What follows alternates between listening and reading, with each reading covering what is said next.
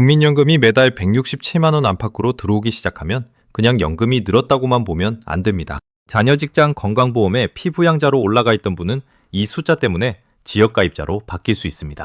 그 순간 지금까지 0원이던 건강보험료가 새로 생기고 집이나 토지가 있으면 재산분까지 같이 계산됩니다. 오늘 확인할 것은 하나입니다.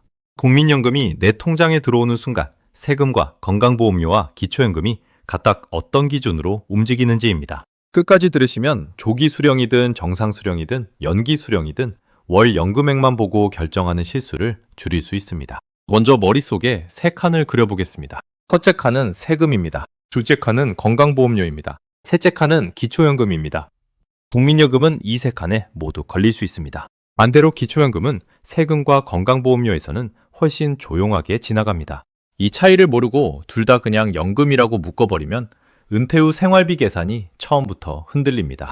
많은 분들이 연금 상담을 할 때 이런 질문을 먼저 하십니다. 국민연금을 빨리 받는 게 나을까요? 늦게 받는 게 나을까요? 그 질문도 중요하지만 그 앞에 놓아야 할 질문이 있습니다. 내가 받는 국민연금이 피부양자 기준을 넘는지, 기초연금 감액선에 걸리는지, 다른 소득과 합쳐 세금 신고가 필요한지입니다. 수령 시점은 그 다음 문제입니다.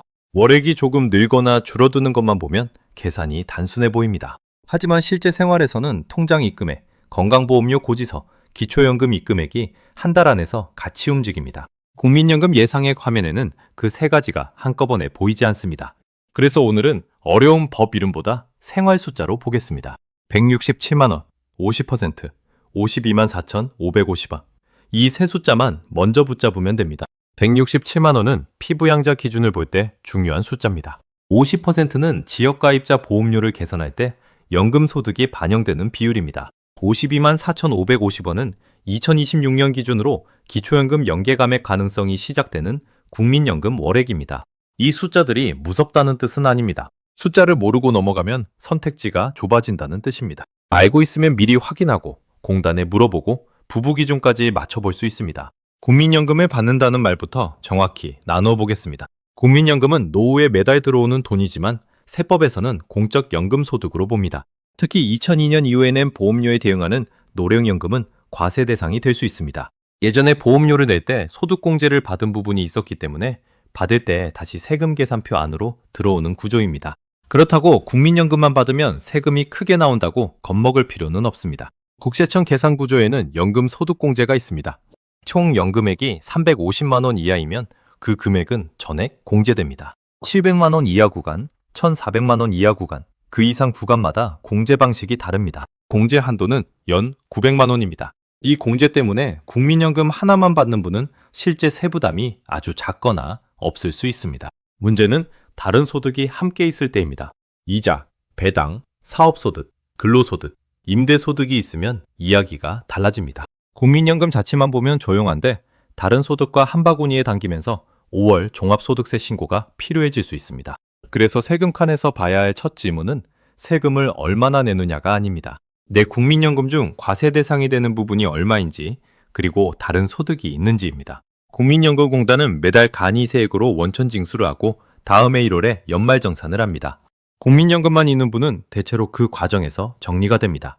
다만 다른 종합소득이 있으면 국세청 신고 흐름으로 넘어갈 수 있습니다. 이때 은퇴자는 두 번 놀랍니다. 첫 번째는 연금에도 세금이라는 단어가 붙는다는 점입니다. 두 번째는 세금 자체보다 신고 일정과 서류가 더 부담스럽다는 점입니다. 돈의 크기보다 절차가 낯설어서 실수할 수 있습니다. 따라서 연금 수령을 앞둔 분은 예상 연금액만 보지 말고 원천징수 안내도 같이 봐야 합니다. 공단 홈페이지나 상담 창구에서 과세 대상 연금액을 확인하는 습관이 필요합니다. 세금 칸은 이렇게 정리할 수 있습니다. 국민연금은 과세 대상이 될 수 있지만 연금 소득공제 때문에 모든 사람이 큰 세금을 내는 것은 아닙니다. 다른 소득이 있으면 신고와 합산 문제가 생길 수 있으니 국민연금만 따로 떼어보지 말아야 합니다. 이제 건강보험료 칸으로 넘어가겠습니다. 건강보험료는 많은 분들이 가장 크게 체감하는 부분입니다. 세금은 연말이나 5월에 한번 확인하는 느낌이 강하지만 건강보험료는 매달 고지서로 옵니다. 특히 자녀 직장보험 피부양자로 있던 분은 지금까지 따로 내지 않던 돈이 생길 수 있습니다. 여기서 167만 원이라는 숫자가 나옵니다. 피부양자 소득 기준의 핵심은 연 2천만 원입니다. 국민연금만 놓고 연 2천만 원을 월로 나누며 대략 167만 원 안팎이 됩니다. 정확히는 개인의 다른 소득이 있는지 함께 봐야 합니다. 국민연금이 월 150만 원이어도 이자나 임대소득이 있으면 합산소득이 기준을 넘을 수 있습니다. 반대로 국민연금이 그보다 적고 다른 소득이 없다면 피부양자 요건을 유지할 가능성이 있습니다. 그렇기 때문에 영상 제목의 167만 원은 마법의 정답 숫자가 아닙니다. 자녀 건강보험에서 빠질 수 있는지 먼저 확인하라는 경고등입니다. 더 중요한 오해가 하나 있습니다. 건강보험료 계산에서 연금소득은 50%만 반영된다고 들으신 분들이 많습니다. 이 말은 맞지만 적용되는 위치를 잘 봐야 합니다. 지역가입자 보험료를 산정할 때 근로소득과 연금소득은 50%를 반영합니다. 예를 들어 국민연금이 월 200만 원이면 보험료 산정용 연금소득은 월 100만 원처럼 보게 됩니다. 하지만 피부양자 자격을 따질 때는 그 50% 말을 그대로 가져오면 안 됩니다. 피부양자 인정 기준에서는 소득 합계가 연 2천만 원 이하인지가 핵심이고 보험료 산정과 기준이 다릅니다. 이 두 개를 섞는 순간 큰 착각이 생깁니다. 내 연금의 절반만 본다니까 월 300만 원 받아도 괜찮겠지? 이렇게 생각하면 위험합니다. 피부양자 유지 여부를 볼 때는 소득 기준을 따로 보고 지역가입자가 된 뒤 보험료 계산을 볼 때 50%를 따로 봐야 합니다. 이 구분만 해도 상담 시간이 훨씬 짧아집니다. 공단에 전화할 때도 질문을 나누어 할 수 있습니다. 제가 피부양자 자격을 유지할 수 있는지 먼저 묻고 만약 지역가입자가 되면 예상 보험료가 얼마인지 따로 묻는 방식입니다. 지역가입자가 되면 연금 소득만 보는 것이 아닙니다. 집, 토지, 전월세 같은 재산 요소가 같이 들어옵니다. 이 부분이 은폐자에게 가장 큰 충격을 줍니다. 국민연금 때문에 피부양자에서 빠졌는데 실제 고지서는 연금 소득보다 집 한 채 때문에 더 커 보일 수 있습니다. 그래서 월 20만 원 이상 늘 수 있다는 사례가 나오는 것입니다. 다만 이 금액은 모든 사람에게 똑같이 적용되는 확정 금액이 아닙니다. 재산세 과세 표준, 소득 종류, 세대 구성, 감면 여부에 따라 다릅니다. 영상에서 기억할 표현은 건보료 폭탄이 아니라 조건에 따라 크게 늘 수 있다입니다. 공포로 끝내면 도움이 되지 않습니다. 확인할 순서를 알면 대비가 됩니다. 첫째, 내 국민연금 예상 월액을 봅니다. 둘째, 이자나 임대 같은 다른 소득을 더합니다. 셋째, 내 재산세 과세 표준이 어느 정도인지 확인합니다. 넷째, 국민건강보험공단에서 피부양자 유지와 지역가입자 전환 후 보험료를 따로 확인합니다. 이 순서가 있으면 막연한 불안이 숫자로 바뀝니다. 숫자로 바뀐 불안은 관리할 수 있습니다. 이제 기초연금 칸을 보겠습니다. 기초연금은 이름 때문에 국민연금과 자주 섞입니다. 둘 다 연금이고 둘 다 노후 생활비에 들어오니 같은 규칙으로 움직일 것처럼 느껴집니다. 그러나 세금과 건강보험료에서는 처리 방식이 다릅니다. 기초연금은 전액 비과세입니다. 건강보험료 부과 대상에서도 제외됩니다. 국민연금은 과세 대상이 될 수 있고 건강보험료 산정에도 반영될 수 있습니다. 이 차이 하나만으로도 두 연금을 같은 봉투에 넣고 계산하면 안 됩니다. 기초연금에서 국민연금과 연결되는 지점은 따로 있습니다. 바로 국민연금 연계 감액입니다. 2026년 기준 기초연금 단독 최대액은 월 34만 9,700원입니다. 이 금액의 150%가 52만 4,550원입니다. 국민연금 월액이 이 선을 초과하면 기초연금이 일부 감액될 가능성이 생깁니다. 여기서도 표현을 조심해야 합니다. 국민연금을 많이 받으면 기초연금을 아예 못 받는다고 말하면 틀릴 수 있습니다. 연계감액 구조가 있지만 기준 연금액의 50%는 보장되는 구조가 있습니다. 실제 감액액은 A급여, 국민연금 급여에 소득인정에, 부부감액, 소득 역전방지 감액까지 같이 봅니다. 따라서 내 국민연금이 52만 4,550원을 넘는다고 해서 바로 같은 금액이 깎이는 것은 아닙니다. 이 숫자는 신청 전에 계산을 해봐야 한다는 출발선입니다. 기초연금은 소득 인정액도 봅니다. 2026년 선정 기준액은 단독 가구 월 247만 원, 부부 가구 월 395만 2천 원입니다.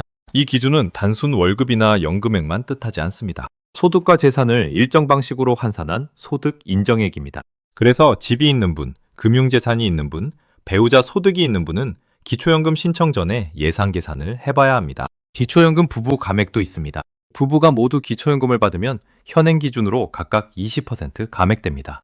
일부 보도에서 앞으로 부부 감액을 줄이자는 논의가 나오지만 2026년 현재 이미 없어졌다고 말하면 안 됩니다. 콘텐츠를 보실 때도 이런 표현을 조심해야 합니다. 내년부터 없어진다, 곧 사라진다, 무조건 오른다 같은 말은 확정고시와 법 개정을 확인해야 합니다. 연금 명상에서 가장 위험한 것은 좋은 소식처럼 들리는 미확정 정보입니다. 기대가 커진 뒤 실제 입금액이 다르면 실망도 커집니다. 확정된 금액과 추진 중인 이야기를 구분하는 태도가 내 생활비를 지키는 첫 번째 방어선입니다. 이제 세 칸을 한 사람의 생활 장면으로 묶어보겠습니다. 63살에 국민연금을 받기 시작하는 분이 있다고 가정해 보겠습니다. 예상액이 170만 원이고 자녀 직장보험 피부양자로 올라가 있습니다. 다른 소득은 거의 없지만 본인 명의 아파트 한 채가 있습니다. 이분은 국민연금 입금액만 보면 마음이 놓일 수 있습니다. 매달 170만 원이면 적지 않은 돈입니다. 하지만 연으로 보면 2천만 원 경계를 넘습니다.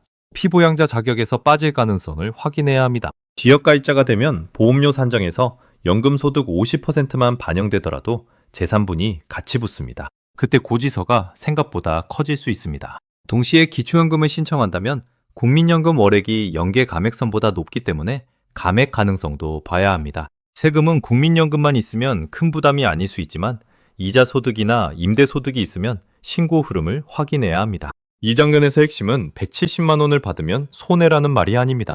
연금액이 늘어난 만큼 다른 제도와 연결되는 문이 열린다는 뜻입니다. 문이 열리는지 모르고 있다가 고지서를 받으면 당황합니다. 알고 있으면 연금 수령 전부터 예상보험료를 물어볼 수 있습니다. 기초연금 신청 전에도 공단 계산을 받아볼 수 있습니다. 세금 신고 일정도 미리 달력에 넣을 수 있습니다. 이번에는 월 국민연금이 100만 원인 분을 보겠습니다. 이 금액은 피부양자 연 2천만 원 경계에서는 상대적으로 여유가 있습니다. 다른 소득이 없다면 자녀 건강보험 피부양자 유지 가능성을 기대할 수 있습니다. 지역가입자가 되더라도 연금소득 산정에는 50%가 적용되므로 소득분 부담은 제한적일 수 있습니다. 그러나 기초연금에서는 이야기가 달라질 수 있습니다. 100만 원은 52만 4,550원보다 높습니다. 기초연금 연계감액 가능성을 봐야 합니다. 그렇다고 기초연금을 못 받는다고 단정하면 안 됩니다. 감액이 얼마나 되는지, 소득인정액이 선정기준 안에 있는지, 부부가 함께 받는지까지 계산해야 합니다. 이렇게 같은 국민연금 100만 원도 제도별 의미가 다릅니다. 건강보험에서는 비교적 낮게 보일 수 있고 기초연금에서는 감액 판단에 걸릴 수 있습니다. 세금에서는 연금 소득공제 때문에 부담이 크지 않을 수 있지만 다른 소득이 있으면 달라집니다. 하나의 숫자를 하나의 결론으로 밀어붙이면 틀립니다. 제도마다 다른 자를 들고 재기 때문에 같은 연금액도 3번 따로 재야 합니다. 조기 수령을 고민하는 분들은 이 부분을 더 주의해야 합니다. 조기 수령은 정상 개시 연령보다 앞당겨 받는 대신 연 6%씩 감액됩니다. 최대 5년을 앞당기면 30%가 줄어듭니다. 월 100만 원을 받을 사람이 5년 일찍 받으면 대략 70만 원 수준으로 줄어드는 시기입니다. 겉으로 보면 손해가 분명해 보입니다. 하지만 건강이 좋지 않거나 당장 소득 공백이 큰 분에게는 빠른 현금 흐름이 필요할 수 있습니다. 또 조기 수령으로 월액이 낮아지면 피부양자 기준이나 기초연금 감액선에서 다른 결과가 나올 수 있습니다. 이 말은 조기 수령이 유리하다는 뜻이 아닙니다. 월액 감소, 누적 수령액, 건강보험료, 기초연금, 세금까지 같이 놓고 봐야 한다는 뜻입니다. 누군가에게는 빨리 받는 것이 생활비 공백을 메우는 안전장치가 될 수 있습니다. 다른 사람에게는 평생 줄어든 연금액이 더 큰 부담이 될 수 있습니다. 같은 조기 수령이라는 선택도 개인 사정에 따라 전혀 다른 결론이 나옵니다. 연기 수령은 반대쪽에 있습니다. 정상 개시 연령 이후로 늦게 받으면 연 7.2%씩 늘고 최대 5년이면 36%까지 늘어납니다. 월 100만 원이 월 136만 원으로 커지는 구조입니다. 숫자만 보면 아주 매력적입니다. 장소 가능성이 높고 다른 생활비가 충분하다면 연기 수령은 좋은 선택지가 될 수 있습니다. 하지만 연기에서 월액이 커지면 건강보험료와 기초연금 감액 판단에서도 더 큰 숫자로 들어갑니다. 세금 계산에서도 총 연금액이 커집니다. 연기 수령의 증가율이 실제 손해 남는 증가율과 항상 같지는 않을 수 있습니다. 이 부분을 빼고 연기하면 무조건 이득이라고 말하면 너무 단순합니다. 반대로 건보료가 걱정되니 절대 연기하지 말라는 말도 단순합니다. 중요한 판단은 내게 현금 공백이 있는지, 피부양자 자격이 중요한지, 기초연금 대상인지, 다른 재산과 소득이 얼마나 있는지입니다. 연금 수령 방식은 성격 테스트가 아닙니다. 생활비표와 고지서와 세금 일정을 놓고 고르는 현금 흐름 결정입니다. 부부가 함께 은퇴를 준비하는 경우에는 계산이 더 달라집니다.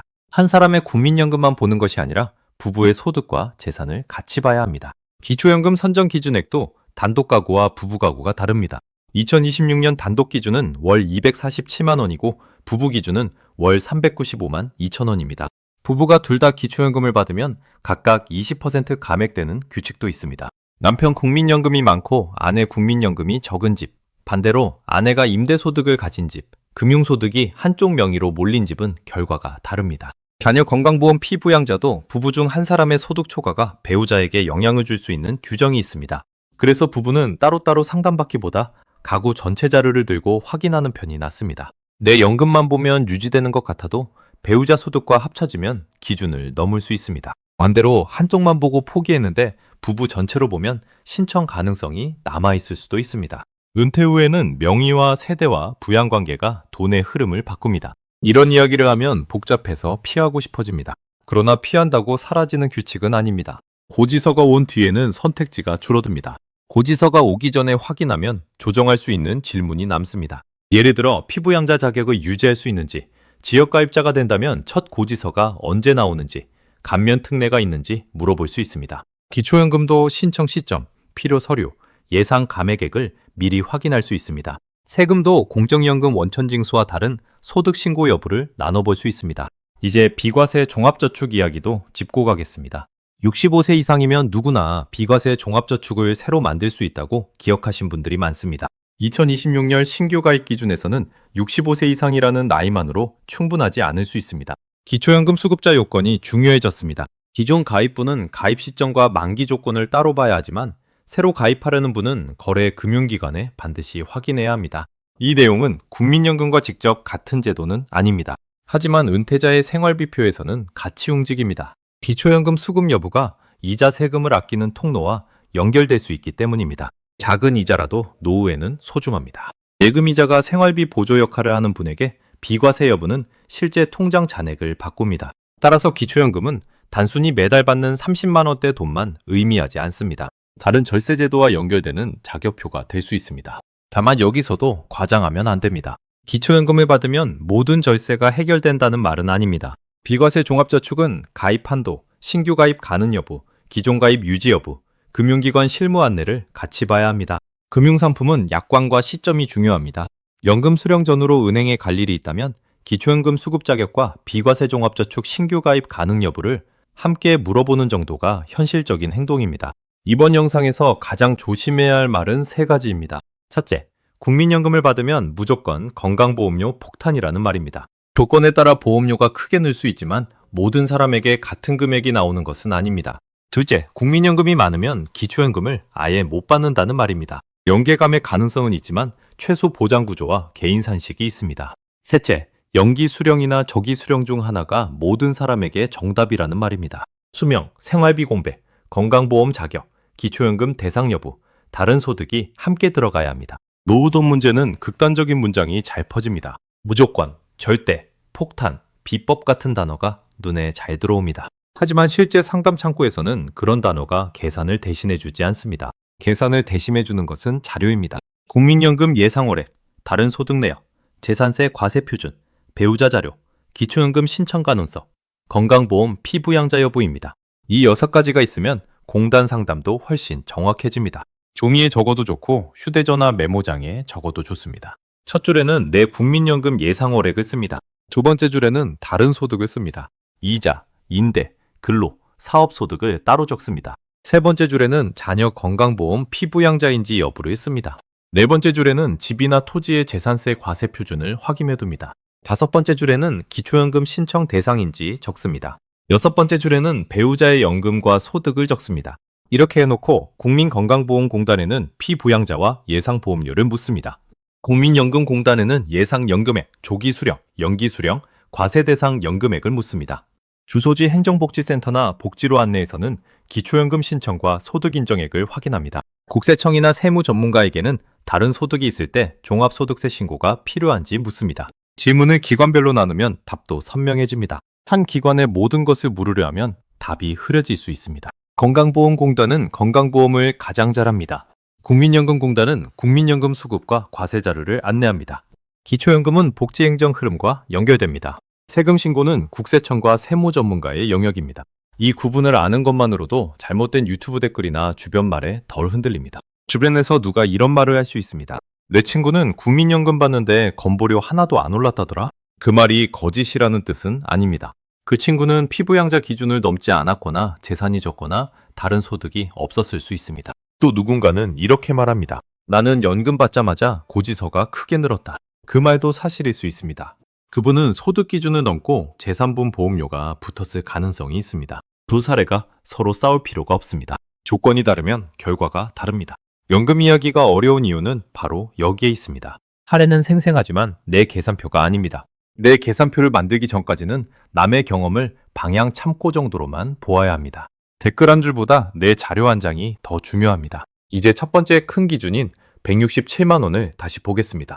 이 숫자는 연 2천만 원이라는 피부양자 소득 기준을 월로 바꿔본 것입니다. 국민연금 월액이 이 근처라면 수령 개시 전에 반드시 건강보험 피부양자 자격을 확인해야 합니다. 다른 소득이 있으면 167만 원보다 낮은 월액에서도 기준을 넘을 수 있습니다. 금융소득이나 임대소득은 연금 수령자에게 흔한 변수입니다. 특히 작은 상가 월세, 예금이자, 단기 근로소득이 합쳐지면 생각보다 빨리 기준에 닿습니다. 소득은 각각 작아 보여도 합산표에서는 하나로 모입니다. 건강보험은 내 마음속 항목 구분보다 법령상 소득 구분을 봅니다. 두 번째 기준인 50%도 다시 분리해 보겠습니다. 지역가입자 보험료 산정에서는 연금소득의 50%가 반영됩니다. 이 부분은 과도한 불안을 줄여주는 정보입니다. 연금 전액에 그대로 보험료율을 곱하는 방식이 아니기 때문입니다. 하지만 그 사실이 피부양자 자격을 자동으로 지켜주지는 않습니다. 50%는 보험료 계산 칸의 말이고 피부양자 자격 칸에서는 따로 봐야 합니다. 두 칸을 섞지 않는 것이 오늘의 가장 중요한 기술입니다. 세 번째 기준인 52만 4,550원은 기초연금과 연결됩니다. 이 선을 넘는 국민연금은 기초연금 연계 감액을 따져봐야 한다는 신호입니다. 하지만 여기서도 바로 포기하면 안 됩니다. 기초연금은 선정 기준에 소득 인정에 국민연금 급여에 부부감액, 소득 역전 방지 감액이 같이 움직입니다. 내가 받을 수 있는지와 얼마가 감액되는지는 모의 계산이나 상담으로 확인해야 합니다. 많이 받으면 무조건 탈락이라는 말은 생활비 판단을 망칠 수 있습니다. 오히려 신청 가능성을 스스로 포기하게 만들 수 있습니다. 은퇴자의 동계산은 자존심의 문제가 아닙니다. 받을 수 있는 제도는 확인하고 낼 수밖에 없는 부담은 미리 알고 선택할 수 있는 시점은 비교하면 됩니다. 조기 수령을 이미 했거나 앞두고 있는 분도 늦었다고 생각하지 마십시오. 이미 선택한 분은 앞으로의 건강보험과 세금 일정을 정리하면 됩니다. 앞둔 분은 수령 전 상담에서 세 칸을 같이 물으면 됩니다. 정상 수령을 기다리는 분은 예상 월액이 바뀔 때마다 기준선을 다시 확인하면 됩니다. 연기 수령을 생각하는 분은 증가한 월액이 다른 제도에 어떤 영향을 주는지 같이 계산하면 됩니다. 결정은 한 번에 끝나는 것이 아니라 나이와 소득 변화에 맞춰 점검하는 과정입니다. 2026년에는 국민연금과 기초연금이 물가를 반영해 2.1% 인상되었습니다. 금액이 오른다는 것은 좋은 일입니다. 하지만 일부 제도에서는 오른 금액이 기준선과 가까워지는 효과도 냅니다. 연금이 조금 올랐는데 왜 다른 부담을 봐야 하느냐고 느끼실 수 있습니다.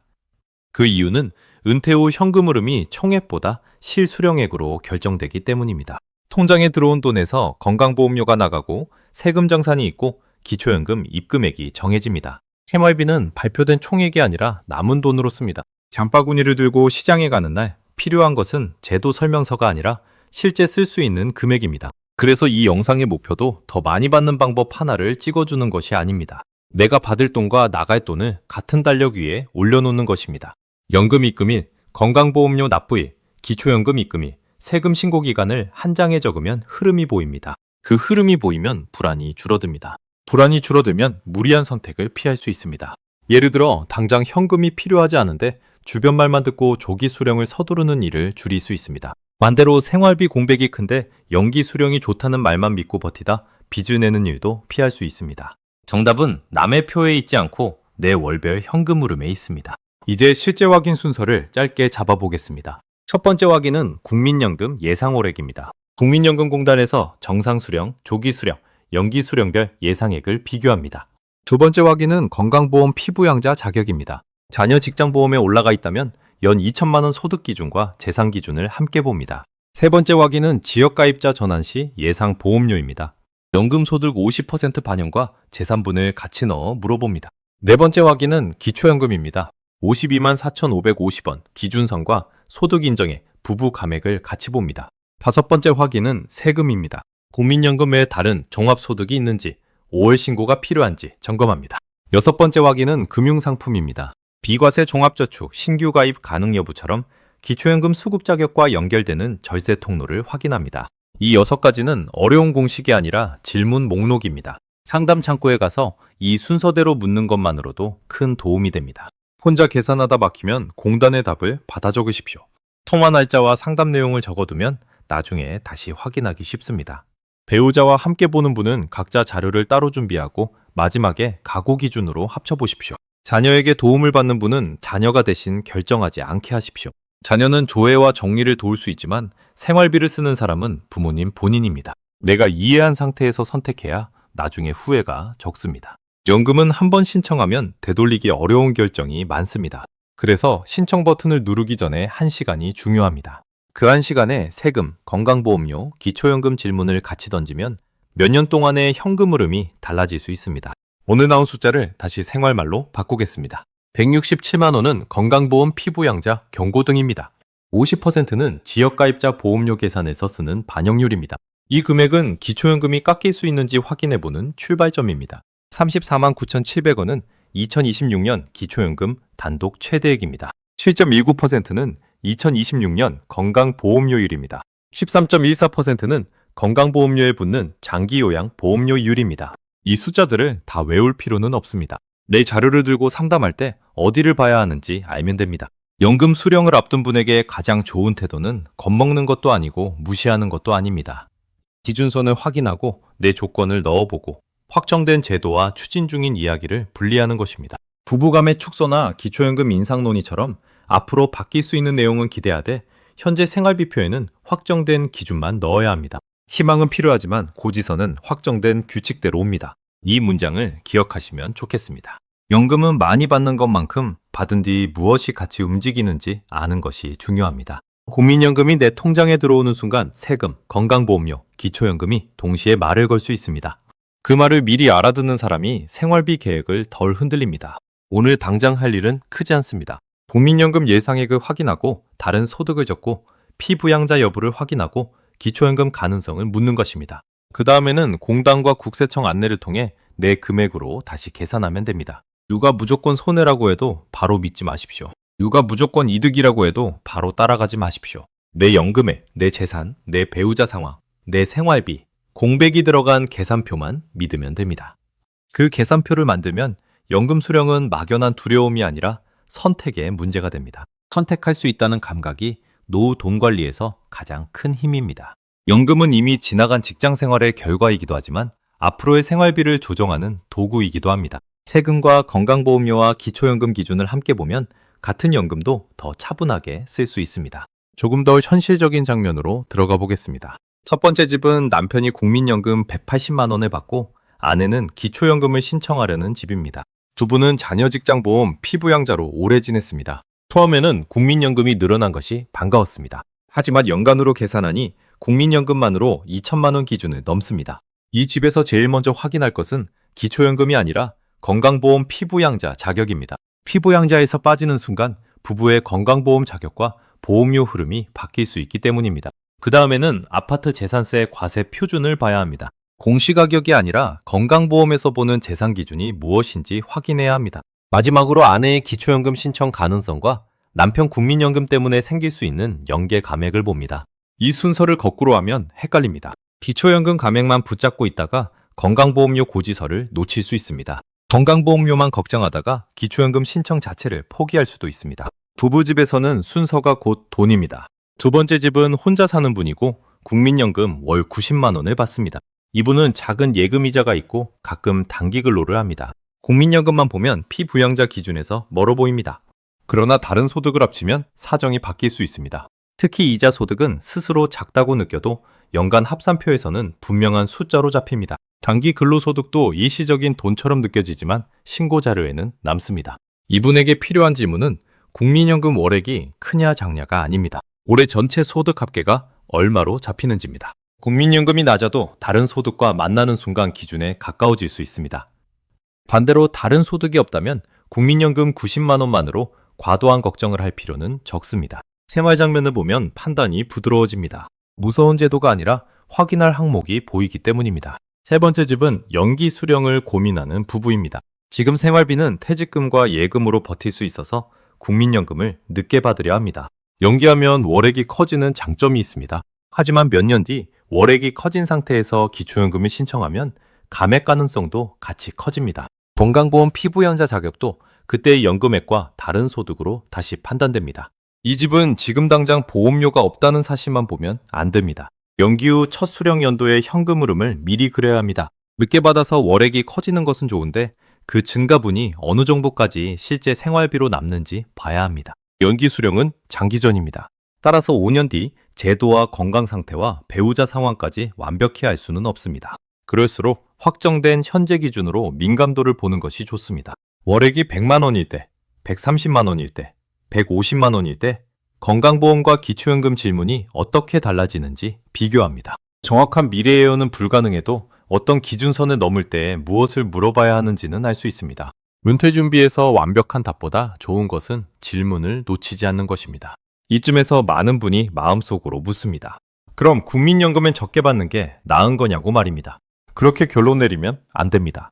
국민연금은 평생 지급되는 중요한 노후 소득입니다. 연금액이 크다는 것은 오래 납부했거나 소득이 있었고 노후 현금 흐름에 기둥이 있다는 뜻입니다. 건강보험료나 기초연금 감액 때문에 국민연금을 일부러 나쁘게 볼 필요는 없습니다. 다만 총액만 보고 실수령액을 착각하지 말자는 것입니다. 월 200만 원을 받는 사람과 월 100만 원을 받는 사람 중 누가 더 유리한지는 단순 비교할 수 없습니다. 주거비가 있는지, 배우자가 있는지, 의료비가 많은지, 다른 소득이 있는지, 재산, 보험료가 얼마나 붙는지에 따라 다릅니다. 국민연금은 기본적으로 안전한 현금 흐름입니다. 그 현금 흐름이 다른 제도와 만날 때 생기는 비용을 알고 있으면 됩니다. 비용을 안다고 해서 수입이 나쁜 것이 되는 것은 아닙니다. 가계부에서 수입과 지출을 같이 쓰는 것과 같습니다. 수입만 적으면 들떠서 과소비할 수 있고 지출만 보면 불안해서 필요한 선택을 미룰 수 있습니다.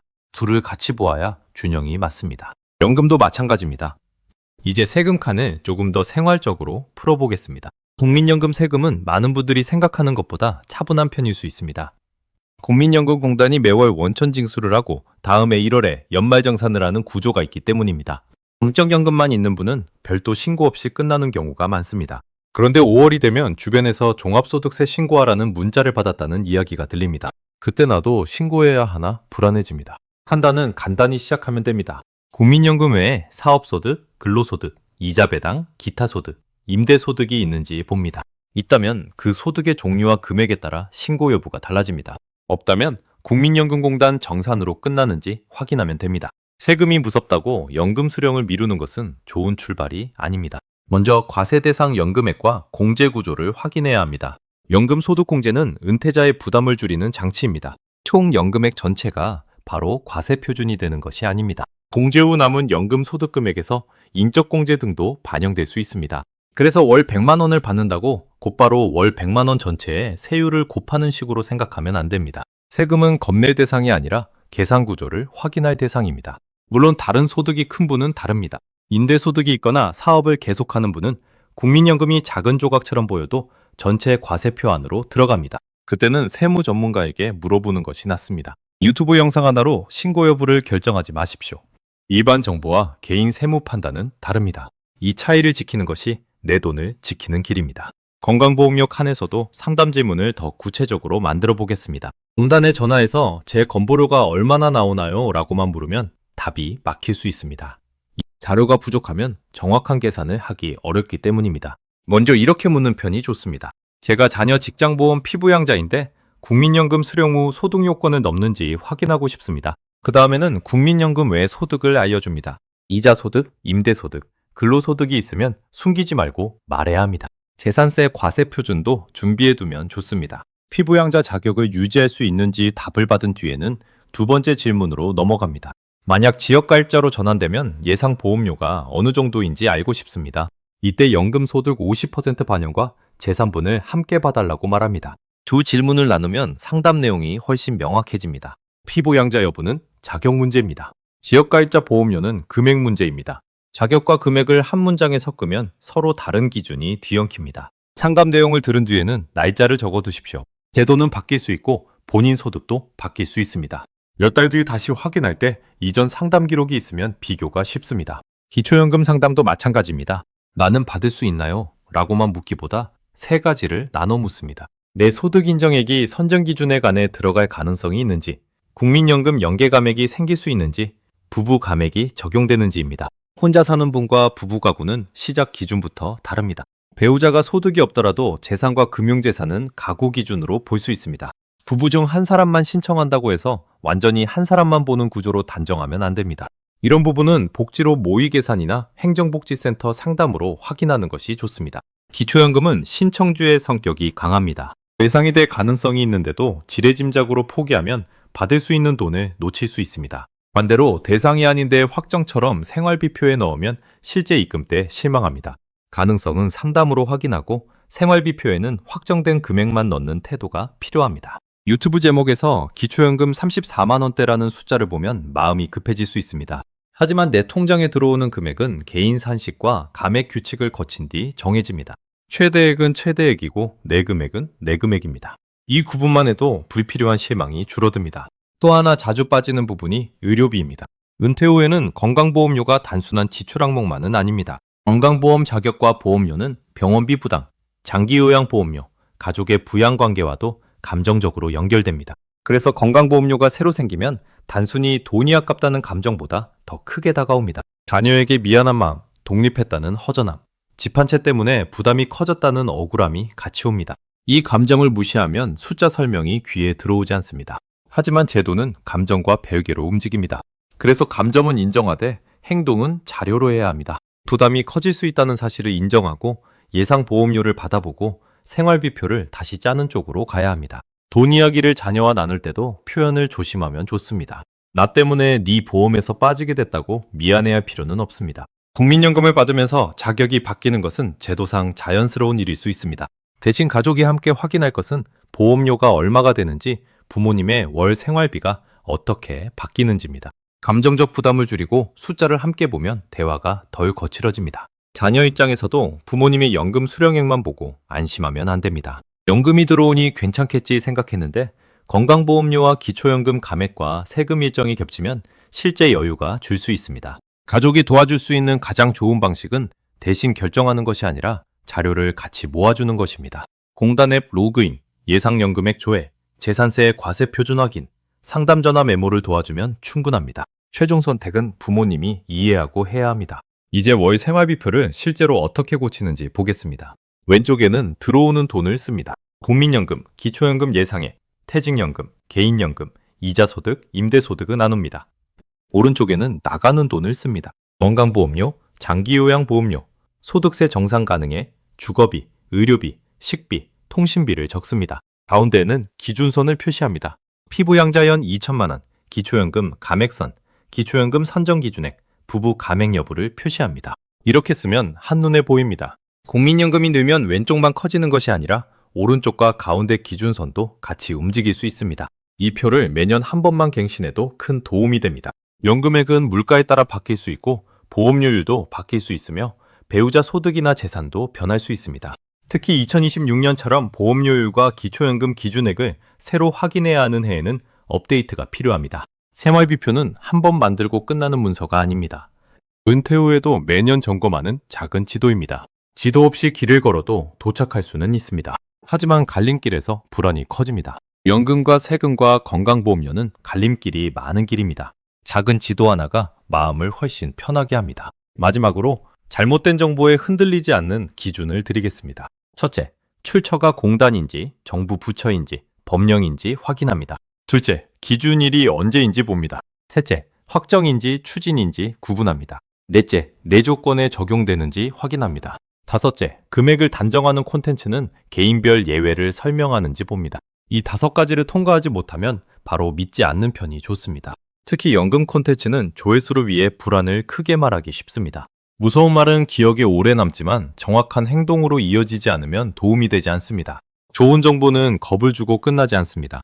어디에 전화할지, 어떤 자료를 볼지, 어떤 기준선을 확인할지 남깁니다. 오늘 대본이 남기려는 것도 바로 그것입니다. 국민연금은 내 노후를 받쳐주는 돈입니다. 건강보험료는 그 돈과 만날 때 새로 생길 수 있는 지출입니다. 기초연금은 생활비를 보태주지만 국민연금과 연결되어 일부 조정될 수 있습니다. 세금은 다른 소득과 합쳐질 때 일정과 신고가 중요해집니다. 이 네 문장을 한꺼번에 기억하면 충분합니다. 어려운 용어를 모두 외울 필요는 없습니다. 내 상황을 이 네 문장에 대입해 보면 됩니다. 나는 국민연금을 얼마나 받는가? 나는 피부양자인가? 나는 기초연금 대상일 가능성이 있는가? 나는 다른 소득이 있는가? 질문이 4개로 줄어들면 행동도 쉬워집니다. 상담 전화를 실제로 한다고 생각하고 말문을 만들어 보겠습니다. 국민건강보험공단에 전화할 때는 이렇게 시작하면 됩니다. 제가 국민연금을 받기 시작하는데 자녀 직장보험 피부양자 자격이 유지되는지 확인하고 싶습니다. 이 문장 하나가 첫 문장입니다. 이어서 국민연금 예상 월액과 다른 소득이 있는지 말합니다. 상담원이 재산 자료를 물으면 재산세 과세 표준 확인이 필요한지 물어보면 됩니다. 그 다음 질문은 분명히 따로 해야 합니다. 만약 피부양자에서 빠지면 지역가입자 보험료가 어떻게 계산되는지 알고 싶습니다. 이때 연금소득 50% 반영이 어디에 적용되는지 확인해 달라고 말합니다. 이렇게 질문하면 자격 기준과 보험료 산정 기준이 분리됩니다. 분리된 질문은 분리된 답을 만듭니다. 답을 들은 뒤에는 통화 날짜, 상담 기관, 들은 내용을 한 줄씩 적습니다. 나중에 가족과 이야기할 때 기억에 의존하지 않아도 됩니다. 국민연금공단에 물을 때는 질문이 조금 다릅니다. 제 정상 수령 예상액, 조기 수령 예상액, 연기 수령 예상액을 비교하고 싶습니다. 그리고 제 노령연금 중 과세 대상이 되는 부분을 확인하고 싶습니다. 기초연금을 신청할 때 국민연금 연계 감액을 대략 어떻게 봐야 하는지도 묻습니다. 국민연금공단이 모든 기초연금 최종액을 확정해주는 기관은 아니지만 국민연금 급여액과 관련된 설명은 받을 수 있습니다. 세금이 걱정되면 공적연금 원천징수와 연말정산 자료를 어디서 보는지 물어보십시오. 자료 위치를 알아두면 5월에 당황하지 않습니다. 행정복지센터나 복지상담에서는 다른 문장이 필요합니다. 제가 기초연금 신청 대상인지 소득 인정액 계산에 어떤 자료가 필요한지 알고 싶습니다. 부부가 함께 산다면 배우자 소득과 재산도 같이 준비해야 하는지 묻습니다. 국민연금 월액이 52만 4,550원을 넘는 경우 연계 감액 가능성을 어떻게 확인하는지도 물어봅니다. 기초연금은 감액 산식이 낯설기 때문에 대충 들으면 금방 잊어버립니다. 상담 내용을 받아 적고 이해가 안 되는 단어는 다시 물어보는 편이 좋습니다. 모르는 척하는 것이 부끄러운 일이 아닙니다. 잘못 이해한 채 생활비표에 넣는 것이 더 위험합니다. 국세청이나 세무 전문가에게 묻는 질문도 미리 정리할 수 있습니다. 국민연금 외에 이런 소득이 있는데 종합소득세 신고가 필요한지 알고 싶습니다. 제 국민연금은 공단 연말정산으로 끝나는지 5월 신고에 합산해야 하는지 확인하고 싶습니다. 연금소득공제가 어떻게 반영되는지도 물어볼 수 있습니다. 이 질문은 세금을 줄이는 비법을 묻는 것이 아닙니다. 신고 의무와 일정, 필요한 서류를 확인하는 질문입니다. 은퇴 후 세금 실수는 몰라서 생기는 경우가 많습니다. 제때 신고해야 하는지 몰라 놓치고 납부서가 온 뒤에야 놀라는 시기입니다. 미리 질문하면 불필요한 연체나 가산 부담을 피하는 데 도움이 됩니다. 이제 연간 점검 달력을 그려보겠습니다. 1월에는 국민연금과 기초연금 인상률, 건강보험료율 같은 새 기준을 확인합니다. 공식 보도자료나 공단 안내가 나오면 생활비표의 숫자를 바꿉니다. 3월과 4월에는 전년도 소득자료가 어느 정도 정리되는지 봅니다. 5월에는 종합소득세 신고 대상인지 확인합니다. 여름에는 건강보험료 고지 변화를 살펴봅니다. 하반기에는 다음의 연금 수령 방식이나 금융상품 만기, 비과세 종합저축 가능성을 점검합니다. 연말에는 내년 생활비표를 새로 만듭니다. 이 흐름을 어렵게 느낄 필요는 없습니다. 달력에 4번만 표시해도 됩니다. 1월 기준 확인, 5월 세금 확인, 중간 건강보험 확인, 연말 생활비표 갱신입니다. 4번의 점검이 있으면 갑작스러운 고지서가 줄어듭니다. 물론 모든 변화가 사라지는 것은 아닙니다. 제도는 바뀔 수 있고 건강 상태와 가족 상황도 달라질 수 있습니다. 하지만 확인 습관이 있으면 변화가 와도 대응이 빠릅니다. 은퇴 생활에서 가장 힘든 것은 돈이 조금 줄어드는 것보다 왜 줄었는지 모르는 상태입니다. 이유를 알면 조정할 수 있습니다. 식비를 줄일지, 예금 이자를 생활비에 보탤지, 자녀와 상의할지, 공단에 이의나 재확인을 요청할지 선택지가 생깁니다. 이유를 모르면 불안만 커집니다. 오늘의 세칸 계산은 그 이유를 찾는 도구입니다. 세금 칸은 신고와 공제를 봅니다. 건강보험료 칸은 피부양자와 지역가입자 전환을 봅니다. 기초연금 칸은 선정 기준액과 연계 감액을 봅니다. 각 칸마다 담당 기관과 질문이 다릅니다. 이제 주변 말에 대응하는 법도 생각해 보겠습니다. 누군가 국민연금 늦게 받으면 무조건 이득이라고 말하면 나는 먼저 내 피부양자와 기초연금 기준을 확인해 보겠다고 답하면 됩니다. 누군가 국민연금 받으면 건보료가 다 뺏어간다고 말하면 지역가입자 보험료 산정과 피부양자 자격 기준을 분리해서 보겠다고 답하면 됩니다. 누군가 기초연금은 국민연금 있으면 못 받는다고 말하면 연계감액과 최소보장 구조를 확인해 보겠다고 답하면 됩니다. 대답이 길 필요는 없습니다. 내 기준으로 다시 확인하겠다는 태도면 충분합니다. 노후돈을 지키는 사람은 소문과 싸우는 사람이 아닙니다. 소문을 듣고도 자기 자료로 돌아오는 사람입니다. 자기 자료로 돌아오면 과장된 불안이 줄어듭니다. 은퇴 후에도 돈 결정은 계속됩니다. 연금 신청, 건강보험 자격, 기초연금 신청, 예금 만기, 의료비 지출, 자녀 지원 여부가 이어집니다. 한 번에 모두 완벽히 하려 하면 지칩니다. 그래서 기준선은 3개만 먼저 기억하는 것입니다. 167만 원, 50%, 52만 4,550원. 이 세 숫자는 완전한 답이 아니라 문을 여는 열쇠입니다. 문을 열면 내 상황에 맞는 질문이 나옵니다. 질문이 나오면 상담을 받을 수 있습니다. 상담을 받으면 생활비표를 고칠 수 있습니다. 생활비표가 고쳐지면 선택이 차분해집니다. 차분한 선택은 노후의 큰 자산입니다. 연금액이 아주 크지 않아도 기준을 아는 사람은 돈에 새는 구멍을 줄일 수 있습니다. 연금액이 비교적 커도 기준을 모르면 예상 밖 지출에 놀랄 수 있습니다. 돈의 크기와 판단의 안정성은 늘 같은 방향으로 가지 않습니다.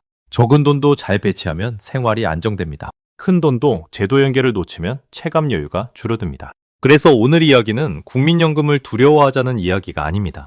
국민연금을 더 현실적으로 쓰자는 이야기입니다. 현실적으로 쓴다는 것은 받을 돈의 자랑도 아니고 나갈 돈의 공포도 아닙니다. 받을 돈과 나갈 돈을 한 장에 놓고 기준선마다 확인하는 태도입니다.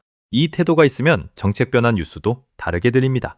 기초연금 부부 감액을 줄인다는 논의가 나오면 확정 시점과 적용 대상을 먼저 봅니다. 기초연금 40만 원 이야기가 나오면 현재 확정액과 향후 추진안을 나눠봅니다. 건강보험료 부가체계 개편 이야기가 나오면 시행일과 법령 개정 여부를 봅니다. 이렇게 듣는 사람은 제목이 자극적이어도 바로 흔들리지 않습니다. 연금 뉴스는 생활비와 연결되기 때문에 감정이 먼저 움직입니다. 감정이 움직인 뒤에는 반드시 기준일을 확인해야 합니다. 기준일이 없는 정보는 생활비표에 넣지 않습니다. 확정 출처가 없는 숫자도 생활비표에 넣지 않습니다. 내 조건을 묻지 않는 조언도 그대로 따르지 않습니다. 이 3가지 원칙이면 충분히 방어할 수 있습니다. 마지막으로 마음가짐을 하나 더 붙이겠습니다. 노후돈 문제는 틀리면 혼나는 시험이 아닙니다. 몰랐던 기준을 하나씩 확인하면서 내 생활에 맞게 고쳐가는 과정입니다. 처음부터 모든 제도를 완벽하게 아는 사람은 거의 없습니다.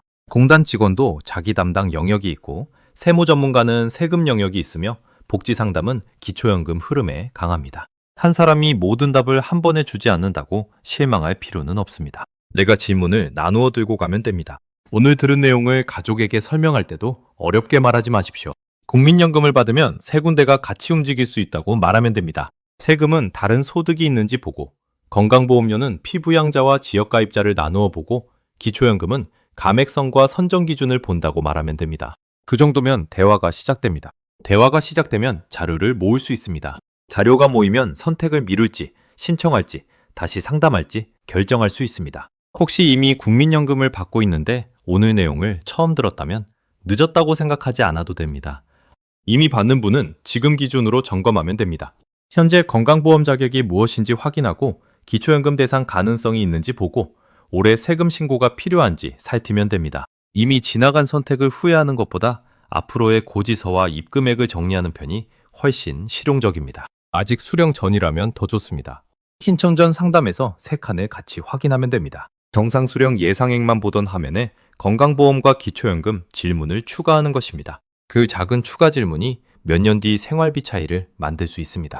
돈이후 시청자분들께 꼭 남기고 싶은 기준은 단순합니다. 연금은 받을 때 기쁘고 고지서는 받을 때 무겁습니다. 그 종이가 같은 달에 도착할 수 있다는 사실을 먼저 알고 있으면 충격이 줄어듭니다. 충격이 줄어들면 가족에게 화내지 않고 제도에 속았다고 느끼지 않고 차분히 다음 행동을 고를 수 있습니다.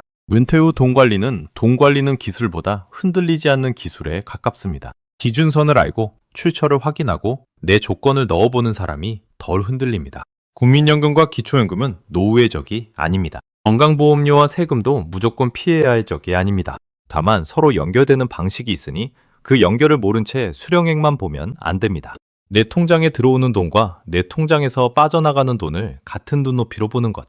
그것이 오늘 영상의 결론입니다. 이제 필요한 것은 거창한 결심이 아닙니다. 휴대전화 메모장에 4줄을 적는 일입니다. 내 국민연금 예상액, 내 다른 소득, 내 건강보험 자격, 내 기초연금 가능성. 이 4줄을 적고 나면 다음 상담이 쉬워집니다. 상담이 쉬워지면 선택이 덜 무섭습니다. 선택이 덜 무서워지면 노후 생활비도 조금 더 안정적으로 보입니다.